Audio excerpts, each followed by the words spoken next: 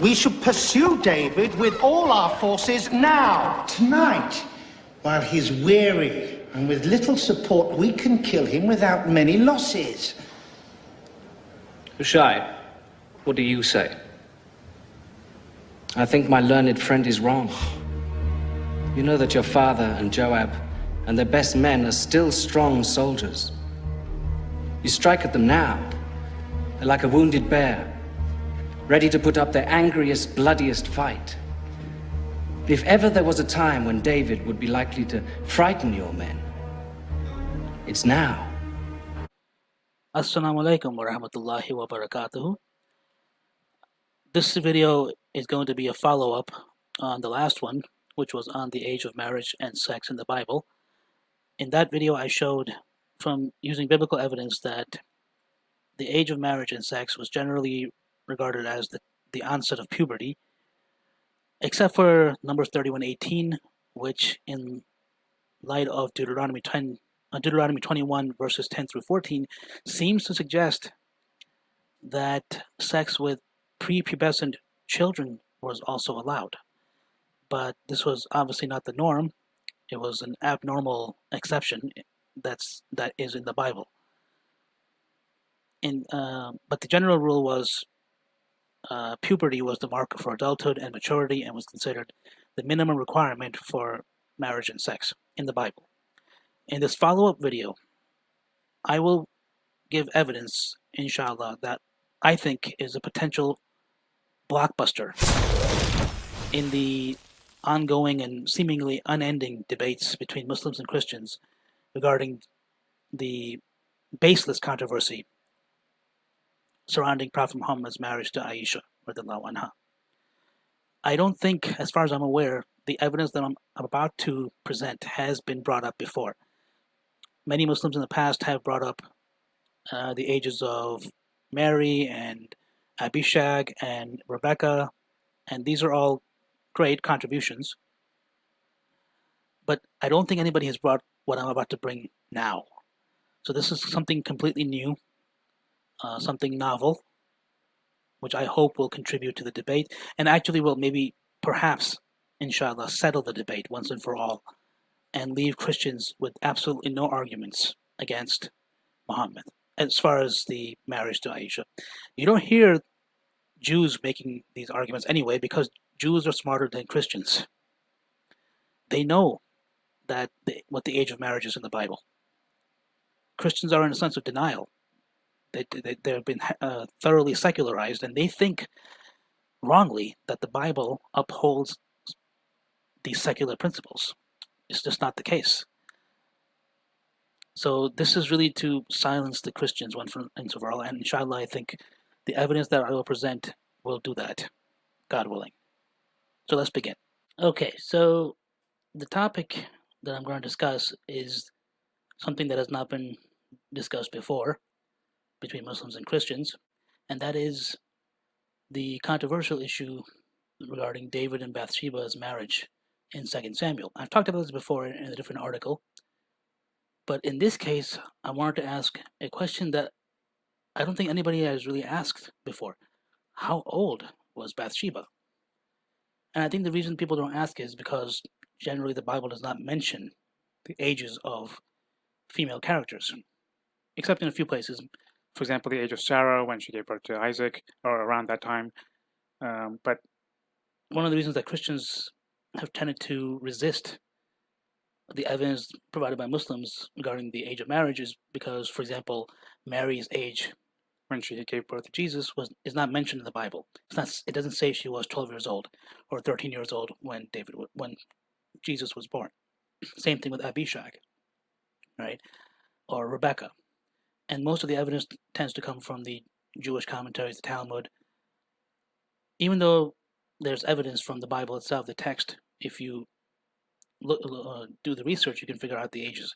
The same thing will happen with Bathsheba, right? But I think it's a different case because I think the evidence for Bathsheba's age is more rock solid.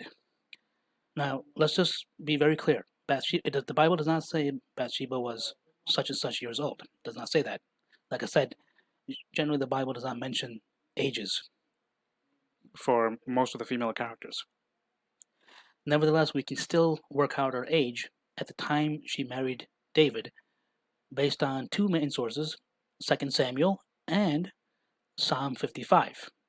Now I can already picture the Christians scrambling to look at these two works, especially Psalm 55.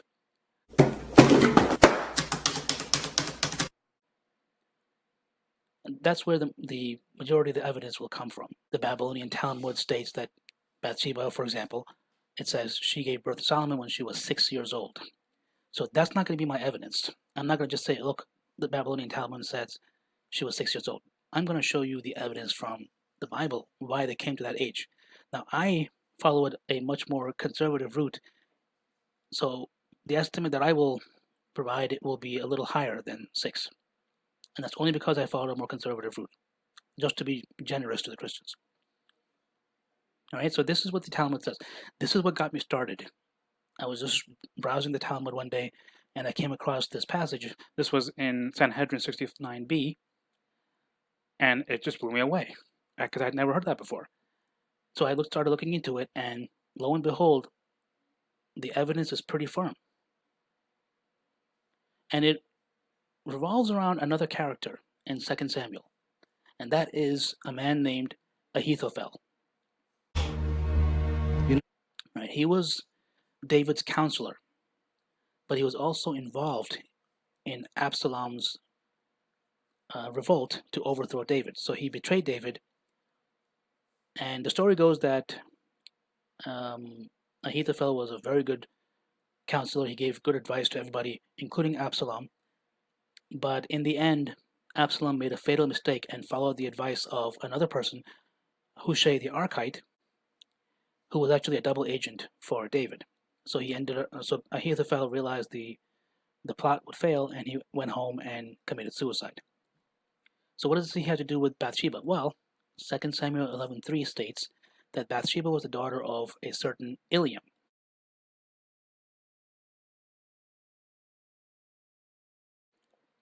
Now, Eliam, it is said in 2 Samuel 23:34, was the son of Ahithophel the Gilonite. So that's the same person, Ahithophel the Gilonite. So Ahithophel was Bathsheba's grandfather. Now I'll talk about some of the possible objections to this claim later on. But for now, we are going to say that Eliam was the son of Ahithophel, which means that Bathsheba was the granddaughter of Ahithophel. Right? And the majority of the dictionaries and commentaries that I've consulted agree with this. They say that Ahithophel was Bathsheba's grandfather. So you can look at Smith's Bible Dictionary, the American Tract Society Bible Dictionary, Foss's Bible Dictionary, the Holman Bible Dictionary, Hastings Bible Dictionary, the Moorish Bible Dictionary, so on and so forth. All of them say that Bathsheba was the granddaughter of Ahithophel. The commentaries, Dr. Thomas Constable, Gary H. Everett, Ironside, L.M. Grant, Alexander McLaren, so on and so forth, all say that Ahithophel was Bathsheba's grandfather. So, as I mentioned previously, Ahithophel committed suicide after Absalom failed to take his advice. He went with the advice from Hushai the Archite. So Ahithophel went back home to his hometown of Gilo and hanged himself.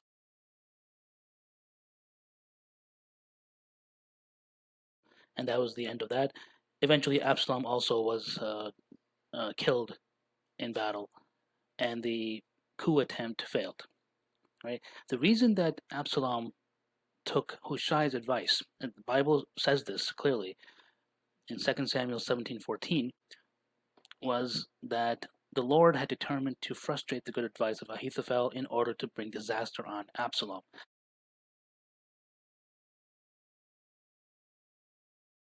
This is a very, very important point that we will come back to later on. So here's a summary about Ahithophel. He is the central character in this. He was the grandfather of Bathsheba. He was David's counselor. He betrayed David by joining the revolt, and then he hanged himself after realizing that the revolt would fail. All right. So how do we determine Bathsheba's age based on this information? There's a good reason. and that again comes from Psalm 55. That's the key text that we need to look at. All right, Psalm 55 is a prayer of God, of David, asking God to save him from his enemies. He doesn't name the enemies. He doesn't say Absalom or Ahithophel, but it's clear from the context, and the majority of the commentators agree that he is specifically talking about Ahithophel's betrayal. This really hurt David because Ahithophel was his counselor, he was his friend, was very close to him, and he ended up joining Absalom's revolt. This was unforgivable for David. He was really hurt by it. Right. One of the key verses is verses 13 through 14, which say, in which David laments being betrayed by a man like myself, my companion, my close friend, with whom I enjoyed sweet fellowship. So this is referring to Ahithophel, not Absalom. Ahithophel is the better fit.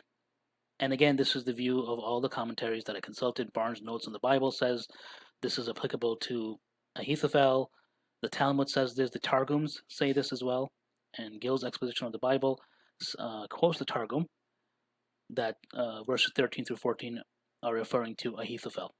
So the Jews agreed that Ahithophel was the subject of the psalm, and the Christian commentaries also agree on this. So I named Matthew Poole, John Phillips, C.H. Spurgeon mentioned this, Chuck Smith, E.W. Willinger, Thomas Cook, the Benson Commentary, Clark's Commentary, John Trapp, Pulpit Commentary, Hawker's Poor Man's Commentary, the Jameson Fawcett Brown Commentary. It just keeps going on and on.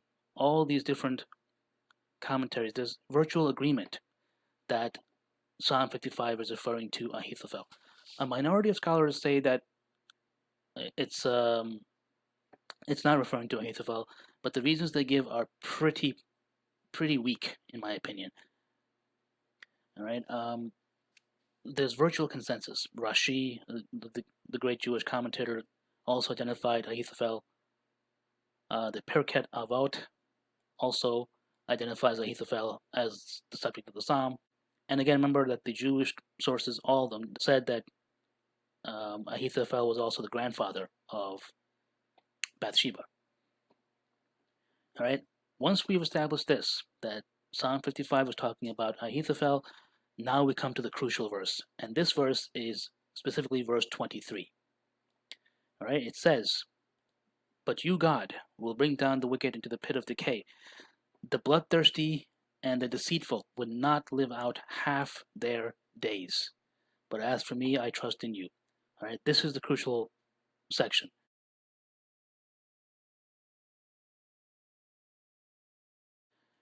David prays to God and basically makes a prophecy that the bloodthirsty and the deceitful will not live out half their days. Now, this doesn't have to refer to a universal situation. It doesn't say that every single deceitful person will live out half their days.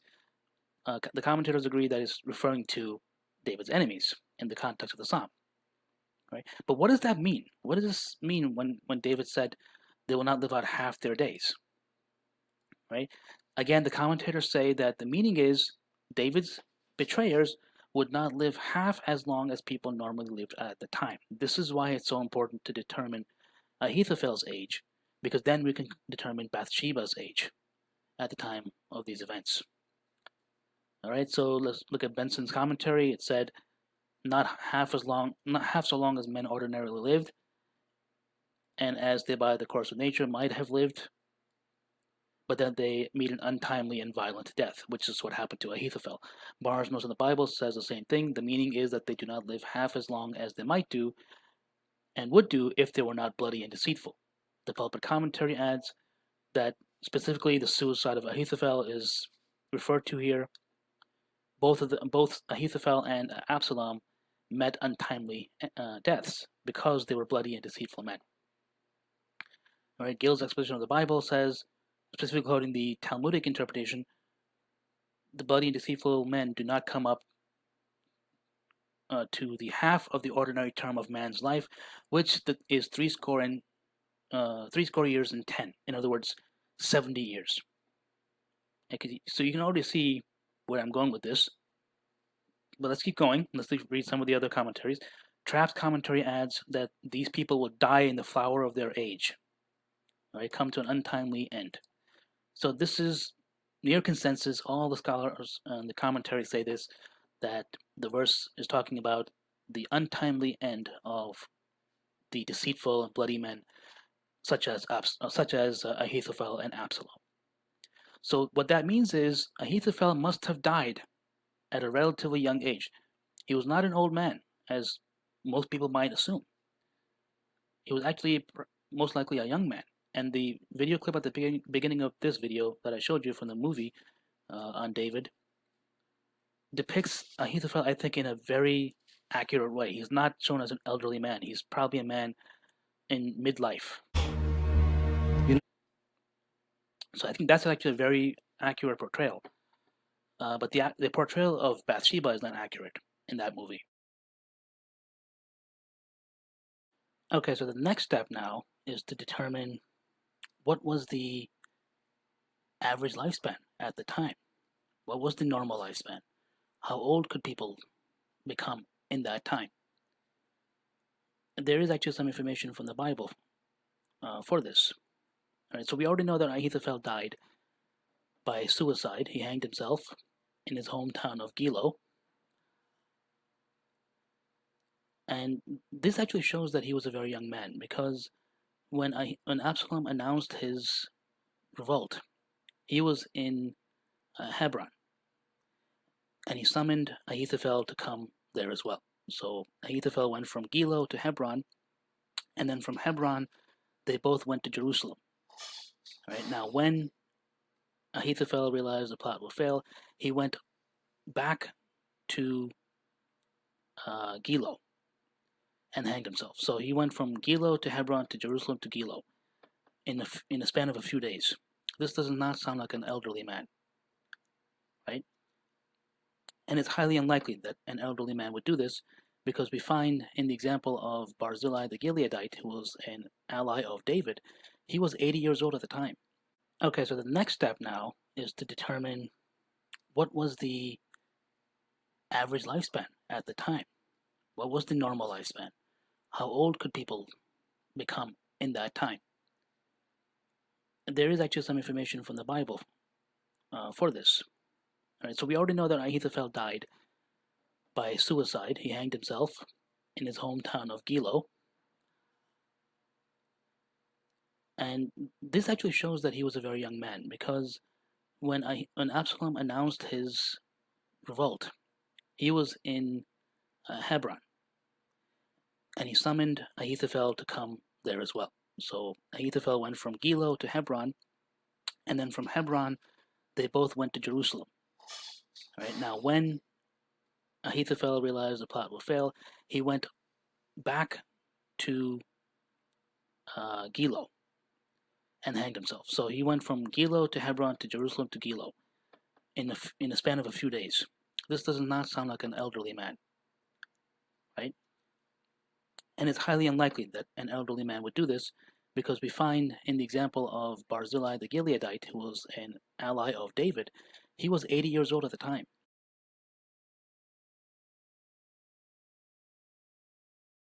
And after David had succeeded in stopping the revolt, he invited Barzillai to come with him to Jerusalem. And Barzillai said, "I'm too old, I can't go.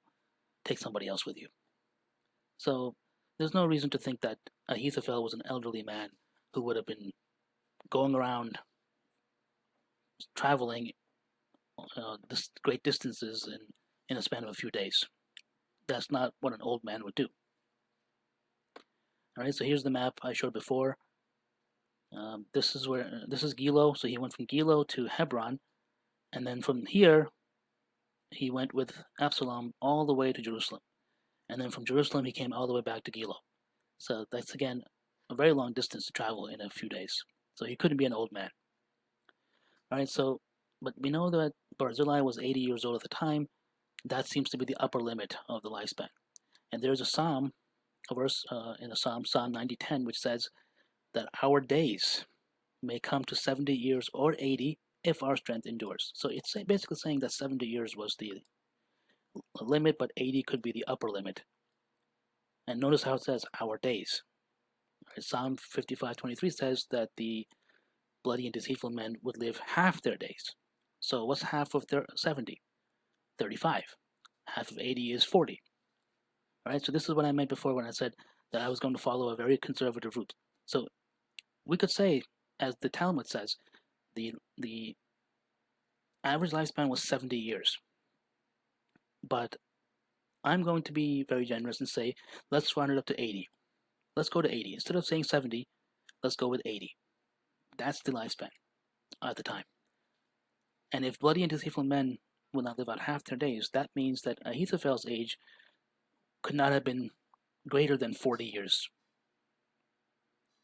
Right? Now again, like I said, the Talmud says he was much younger. He was in his early 30s.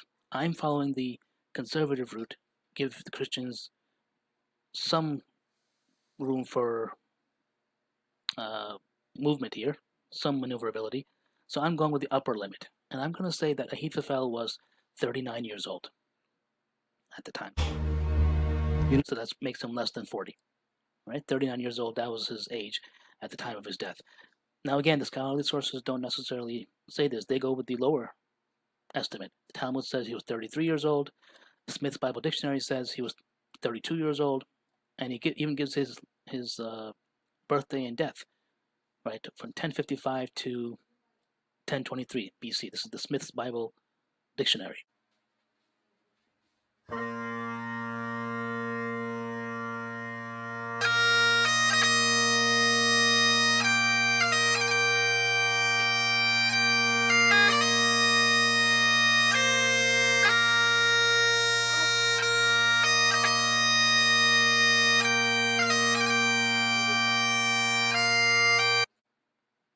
Right, but I'm saying he was 39 years old.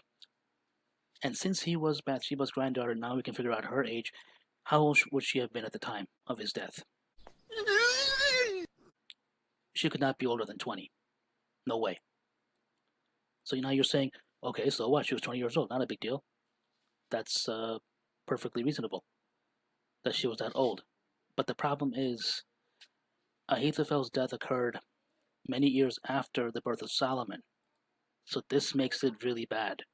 This is where it gets really shocking. So it gets worse because if we go back to the time of Solomon's birth, which we can do based on the biblical chronology, we find that Bathsheba was much younger. Right? So her age around Ahithophel's death was 20, yes, but Ahithophel died several years after the birth of Solomon. Right? So the way we can figure this out is by looking at the chronology presented in 2 Samuel 13 through 15. So the well-known story is that Amnon raped Absalom's half-sister Tamar, and after that happened, 2 years passed before Absalom got his revenge. He killed Amnon and then fled Geshur, right, where he lived for 3 years. So that's 5 years so far that have elapsed, at least, since the birth of Solomon. I remember Solomon was born in 2 Samuel 12. Right, the very next chapter, it talks about the rape of Tamar and the murder of Amnon. So Absalom lived in Geshur for 3 years. He returned to Jerusalem, living there for another 2 years. So now that's 7 years that have gone by.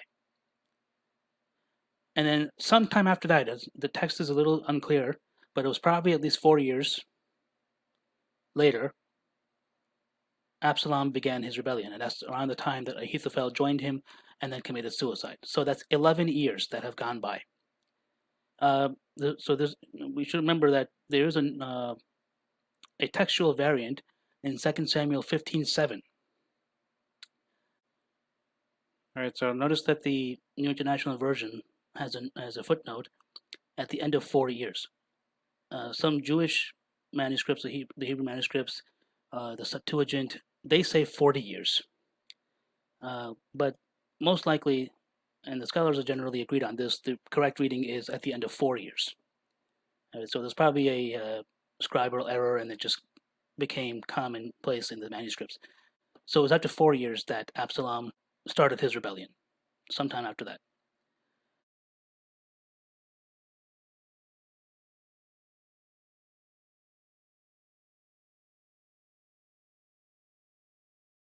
So what we can say is at least 9 to 11 years, maybe towards 11 years, went by before the rebellion started. So in other words, 2 plus 3 plus 2 plus 2. So that's 9 years. It could have been between 9 to 11 years. All right, that's how much time went by between the birth of Solomon and the beginning of Absalom's revolt. All right, if we go the conservative estimate, Solomon was no older than 9 years at the time. If we go with the non-conservative estimate, he was 11 years old. So anywhere between 9 to 11 years old at the time of Ahithophel's death. And Ahithophel would obviously have been Solomon's great-grandfather. All right, so now we can figure out Bathsheba's age. Remember that she was around 20, not more than 20, and that's the conservative estimate. At the time of Ahithophel's death, if Solomon was between 9 and 11 years old, that means Bathsheba was how old at the time of his birth? Between 9 and 11 years old. Dun, dun, dun, dun, dun, dun. If Solomon was 11 years old at the time of Ahithophel's death, that means his mother Bathsheba was 20 minus 11, which is 9 years old. If he was 9 years old at the time of Ahithophel's death, that means Bathsheba was 11 years old. 20 minus 9. So that's her estimate. At the time of Solomon's birth, 9 to 11 years old. Mind blown.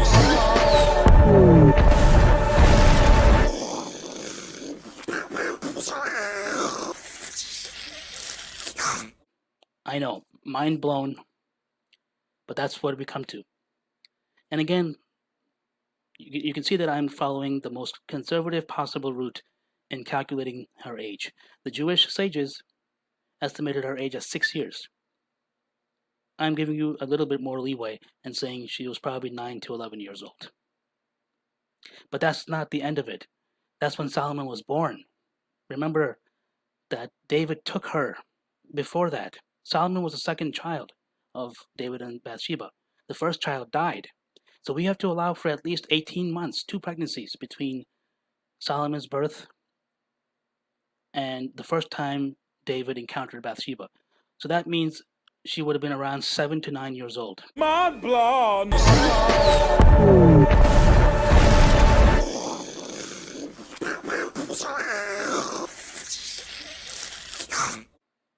At the time David took her. Now, let this get through your head. The Bible says that Bathsheba was a very beautiful woman, 2 Samuel 11:2, and David was overcome with feelings of lust for her. Mind blown.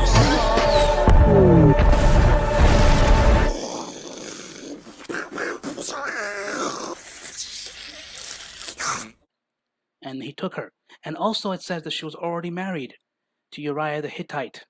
So that means she probably married him when she was 6 or 8. Mind blown.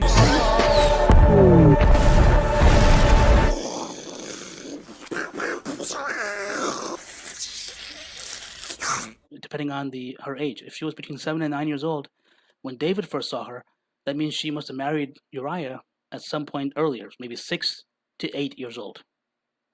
Obviously nobody had a problem with this. Neither did Yahweh. So that's how old Bathsheba was when David first saw her. She was between 7 and 9 years old.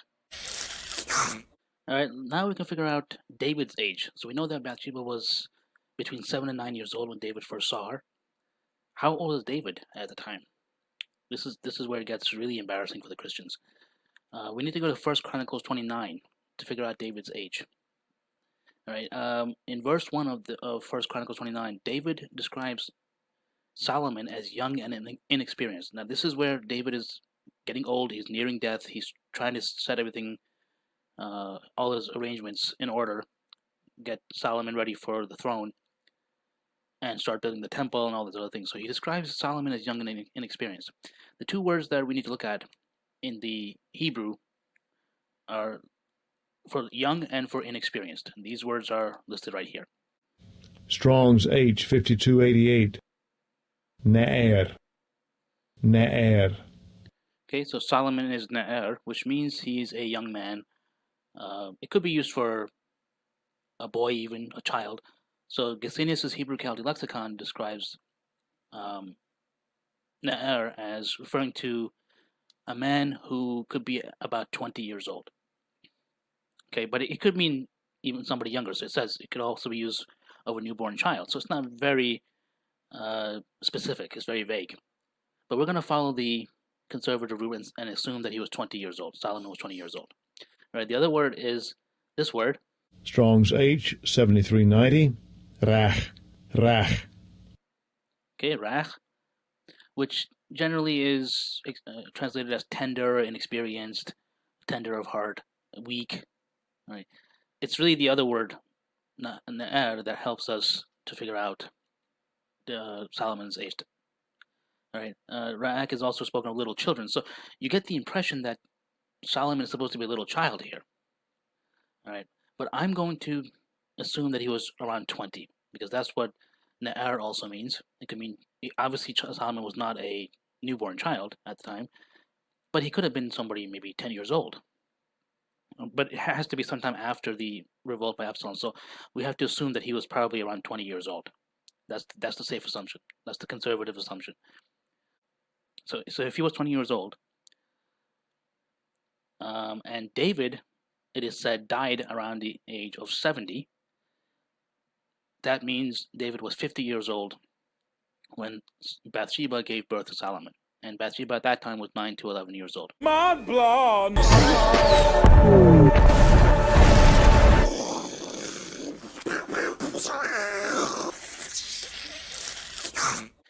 So we have a 50-year-old man, and if you go 2 years back when he first saw her, that means he was 48 years old, and that's the highest estimate. I also estimate he could be anywhere from 44 to 48 years old. In my article, there's a chart that shows this, so you can, and I also explain why I give a range. So to save time now, I'm just going to say he was between 44 and 48 years old, and Bathsheba was between 7 and 9 years old when he first encountered her. Right? But he was around 50 close to 50 when Solomon was born, and Bathsheba was still only around 9 to 11 years old. All right, so we have a 50-year-old and a 10-year-old, let's say average girl. And we have a 40-something-year-old man leering at a 7-year-old girl or 8-year-old girl who was taking a bath. And then he commits adultery with her. She was already married, and then he takes her for himself. So let that sink in. All right, Christians, let that sink in. I know you're going to resist this. I know you're going to say, oh, the interpretations are wrong. You're assuming things. I talk about these things later in the article. I'm going to do a separate video for those, the possible objections to this theory, which I think rests on solid grounds. There's no reason to deny it. The biblical text is pretty clear. There are some objections that I thought Christians would make, and those are listed at the bottom of my article in this section here, but that'll be the subject of a separate video. For now, we have proven that Bathsheba was very young. David was much older when this sordid affair took place. Assalamu alaikum wa rahmatullahi wa barakatuh.